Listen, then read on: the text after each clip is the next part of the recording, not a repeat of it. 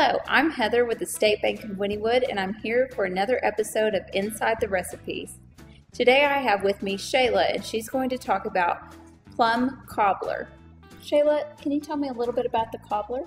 Well, it's not just a plum cobbler, it's called Sandhill Plum Cobbler, which grow on many of the ranches in Oklahoma. And one of the biggest treats was when we would all go out and pick pails of Sandhill plums, take them to the house. My mom would can them or make jelly out of them. And then in the wintertime, when school was on, I can remember getting off the school bus and walking in the house, and the smell of the cinnamon and sugar from the Sandhill Plum Cobbler just stayed with you for the rest of your life. I'll never forget it.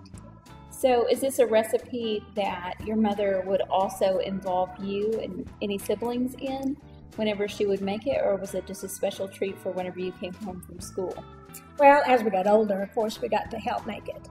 But this was when we were young. We were probably 8 or 9, the times that I can remember the most, coming off the bus, and I'd walk in the house. And there's something about the plums, when you boil them, they just have this aroma that's awesome. And you have to develop a taste for them, maybe a little bit too, because they're pretty tart. And so they take a lot of sugar. And but my mother was just she enjoyed doing it for us. That's a very sweet story.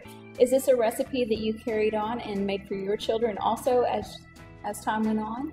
Oh yes, my boys loved it, and we still have it when we go out to the ranch for holidays and stuff. And one of the things that probably makes it better back then was we had real cream from the cows, and so the real cream on it was just yummy tasting. So you're no longer using the fresh cream. There's no more milking of the cows for the cobbler. No, we don't milk the cows anymore. There's none out there to milk except out the pastures. Well, thank you, Shalia. And that's been another episode of Inside the Recipe. I'm Heather with the State Bank of Wynnewood. The State Bank of Wynnewood, member FDIC.